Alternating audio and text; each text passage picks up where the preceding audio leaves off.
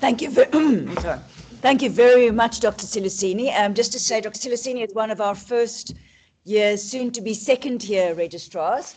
So it's very nice to have our young junior specialists being able to contribute, and thank you for all the time he has spent on this topic. I want to make one little comment and then open it up to discussion.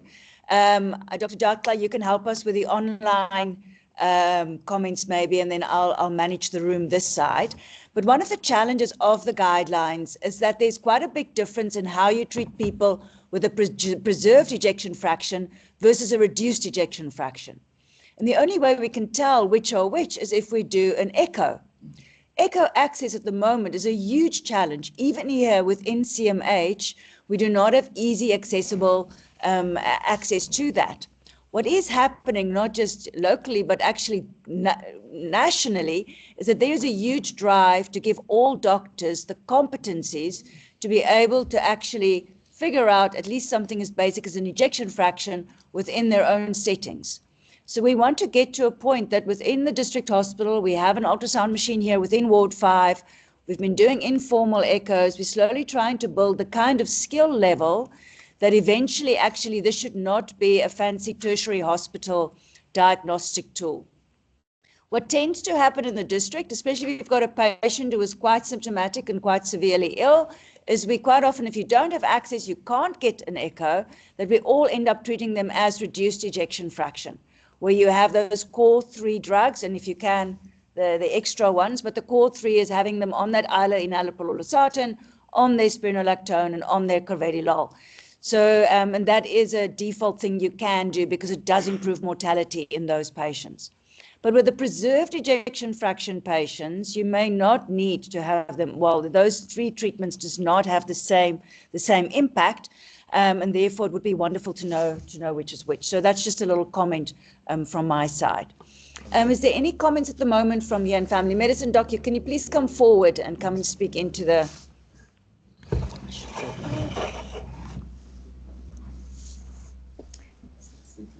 we have to be able to hear you. There's a whole lot of people on the other side that also wants to hear what you have to say. Please go ahead.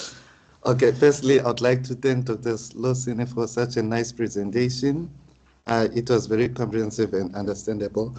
But there is something that I just wanted to highlight, which I think is not appreciated by junior doctors, which is every patient that presents with heart failure, we should actually always ask ourselves, what is the precipitant of heart failure in this patient? Because I sometimes see that the precipitant and the cause actually can be confused.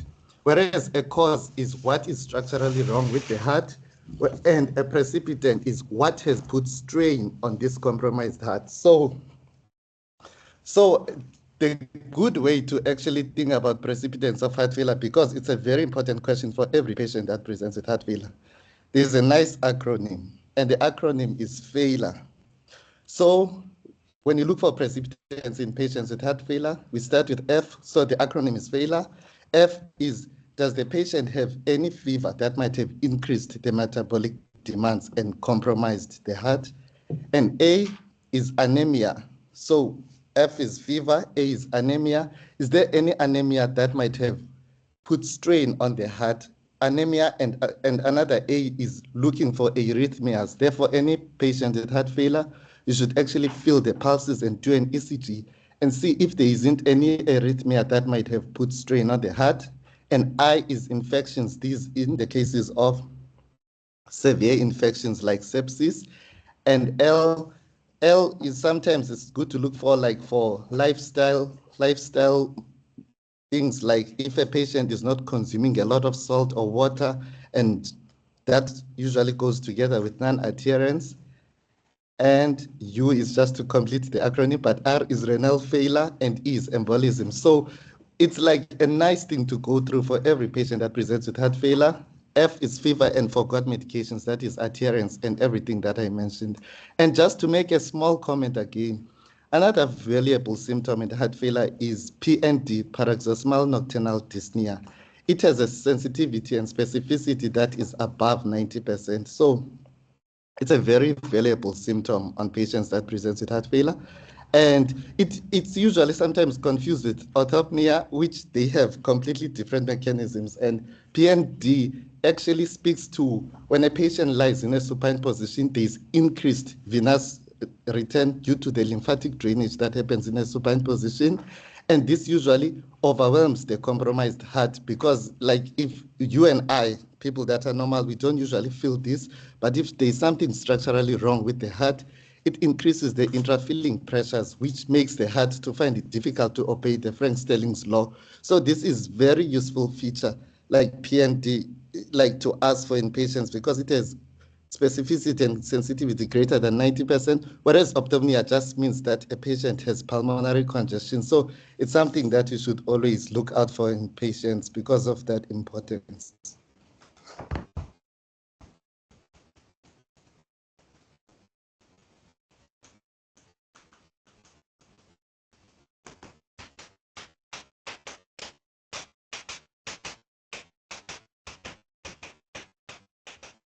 Hi, Dr. Mula, are you done on your side?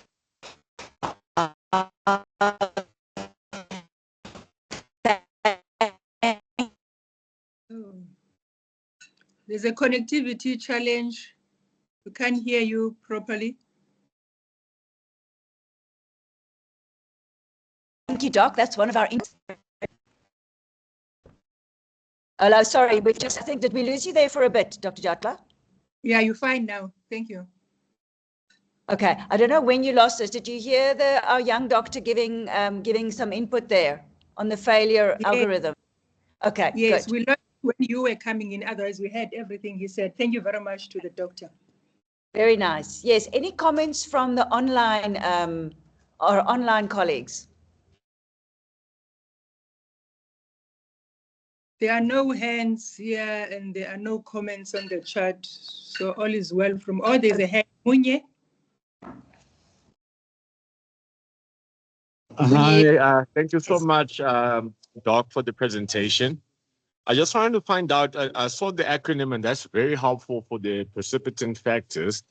I just wanted to find out in regards to metabolism, so thyroid causes, is that also included in that acronym? Let's say thyroid causes, and then also just to find out the role of patients who have, let's say, chronic kidney disease from diabetic glomerulopathy maybe, or maybe HIV glomerulopathy. How does one now handle the kidney situation and also the heart failure? Would one have to alter their doses to make it renal friendly or address the kidneys first and then sort out the heart failure, or do them both? Yeah, that's my questions. Thank you very much. So I hear there's two questions there. I'd like Sive to talk about thyroid and the iron. It'll be nice to just reinforce that in a minute. And then the second question is around kidneys and when renal failure and management. Cool. Well, with the thyroid, it can both be a precipitant and a cause of heart failure. Hence, it's included in also the workup of heart failure. But a screening TSH so that you find if there's any abnormality there, because it can be a cause and a precipitant. And then also with the iron, because it might also cause a worsening of the heart failure symptoms and worsen the outcomes of these patients. Hence, we have it is also included in the diagnostic algorithm. I see a hand, Dr. KB.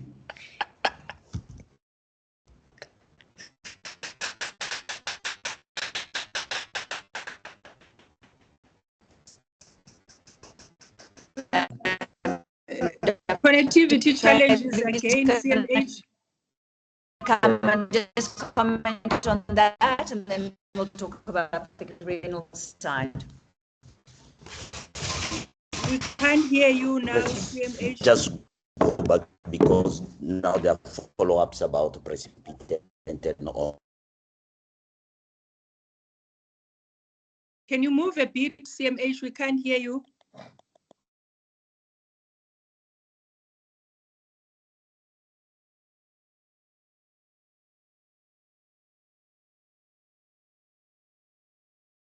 Dr. Muller, can you hear us?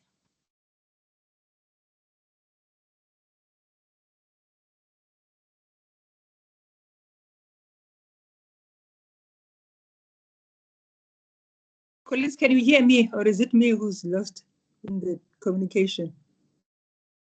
Yes. We can hear you as Sorry. well. Yeah, it's Okay. CMH. I think we're back. Yes, Dr. Muller. That we've got Dr. KB is just going to give some input. Okay. Yes, let's go back to the precipitant, because now there was a follow-up question about the precipitant. So the topic was about chronic heart failure, and the precipitant concept is in acute heart failure. So that those things need to be just cleared up properly. So we talk about precipitant when we deal with the topic of acute heart failure. The acronyms are many, and if you go into the EAC, the acronym that they use is CHAMP-IT.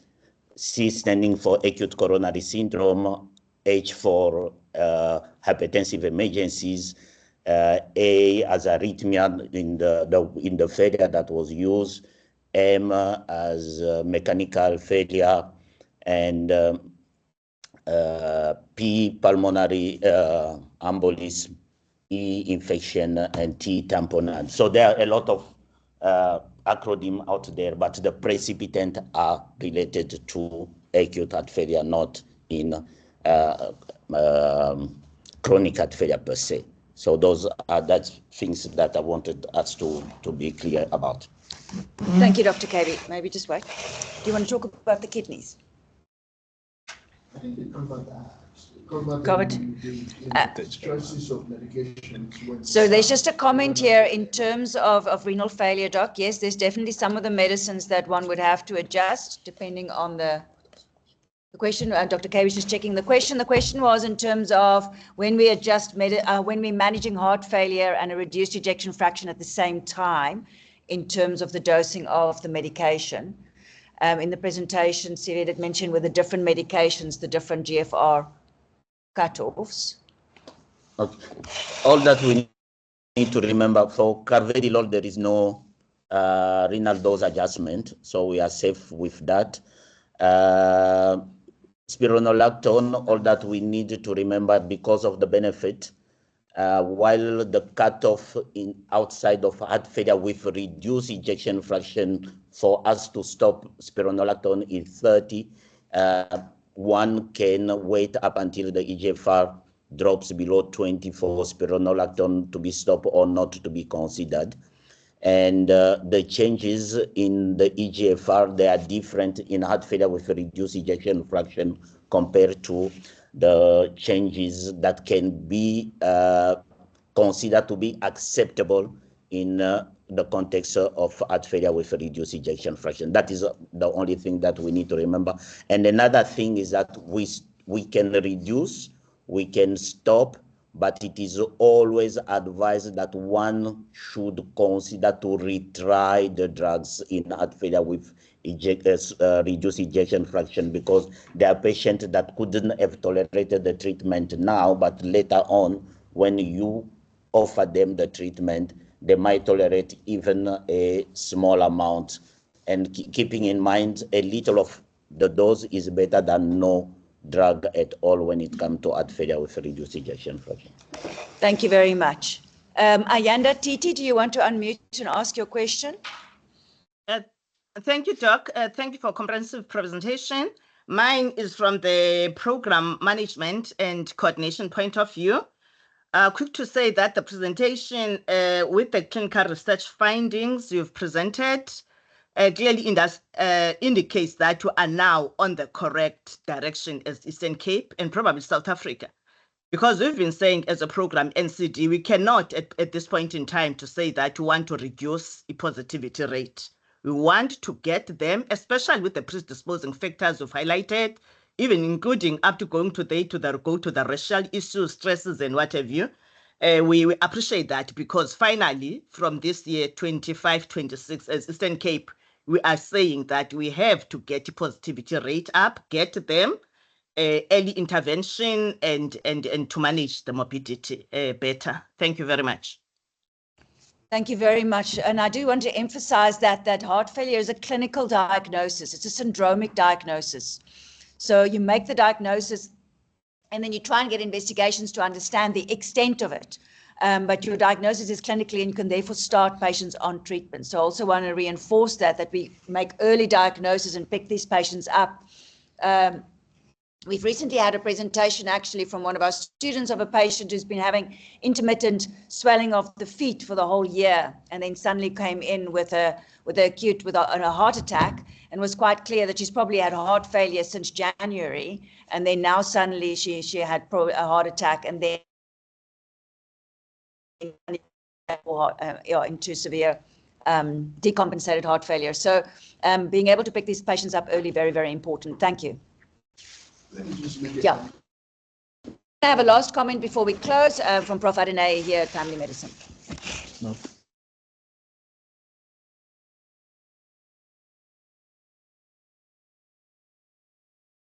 Can we take Miss Makalima before Prof closes off?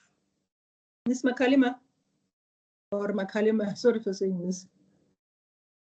Miss N Makalima. Thank you, Doc. Apologies, are we back? Are we back?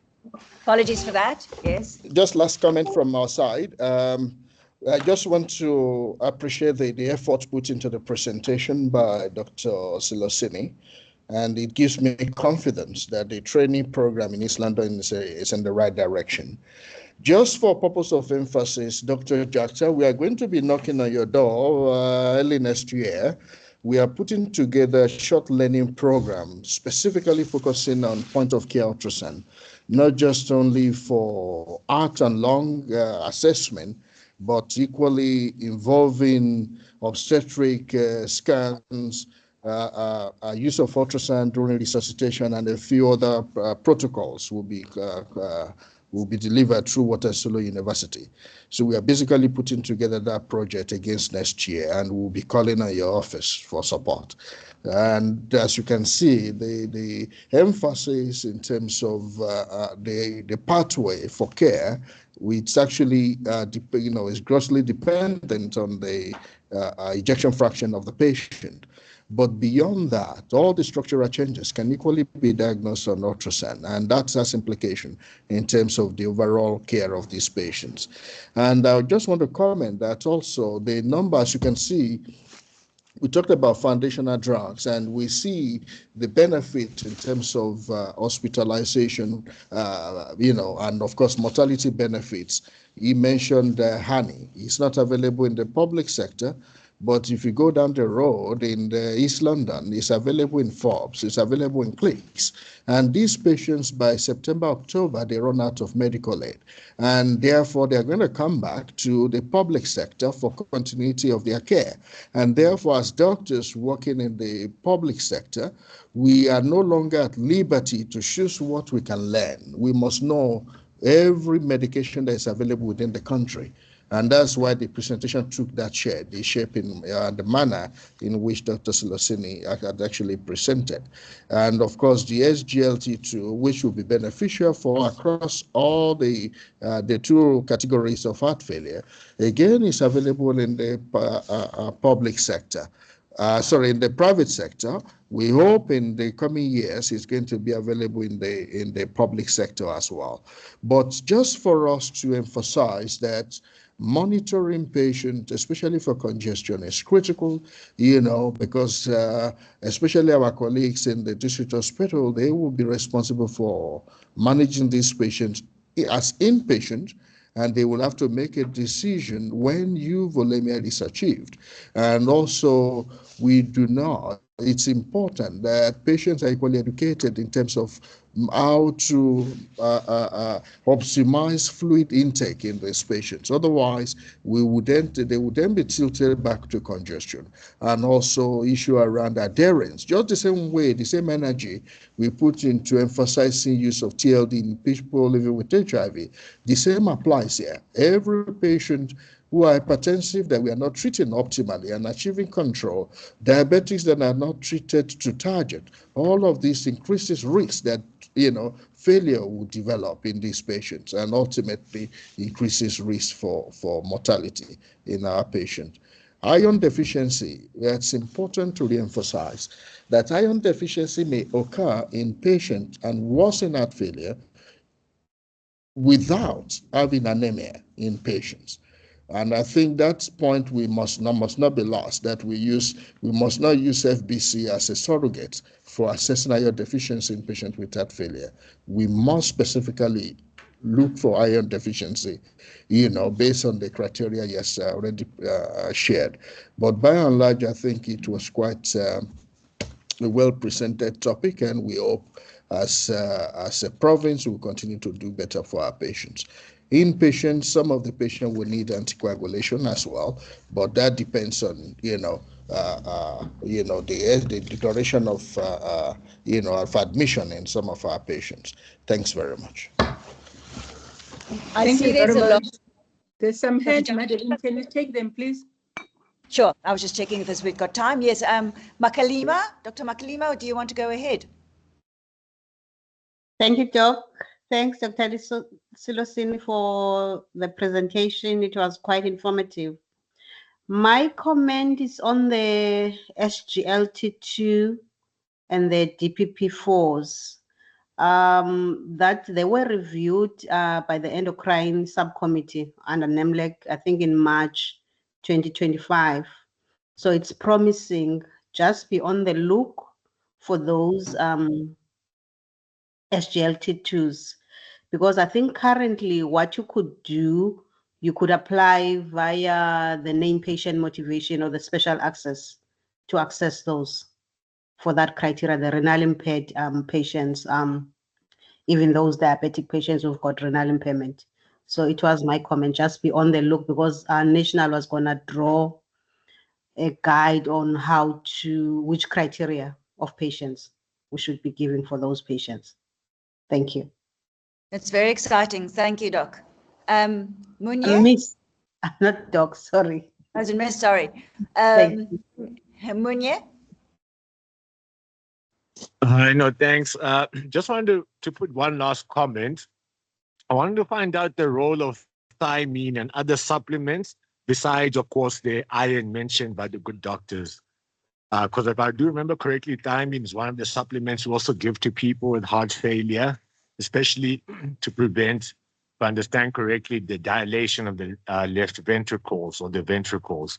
So I just wanted clarity if there are any other supplements, and if thiamine is still a supplement we should be giving patients who are stable in heart failure, or even if they are in an exacerbation of heart failure.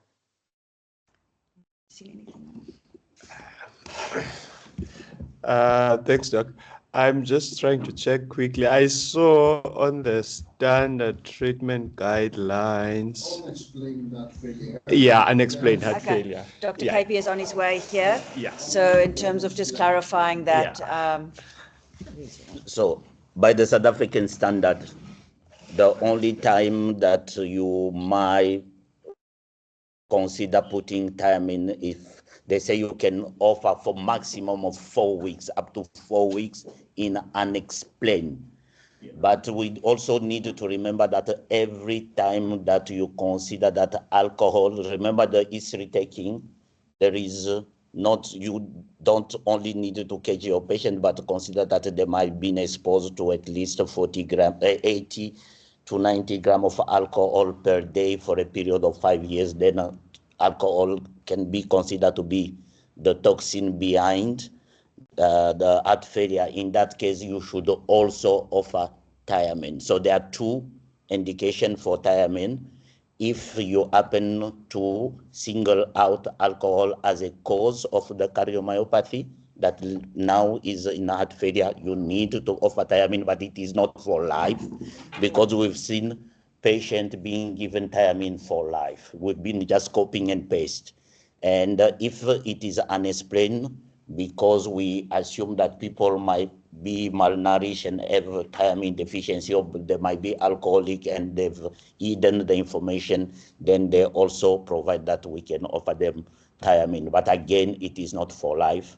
Internationally is it is 2 weeks to 2 months, but the standard treatment guideline allow you to give up to 4 weeks of thiamine.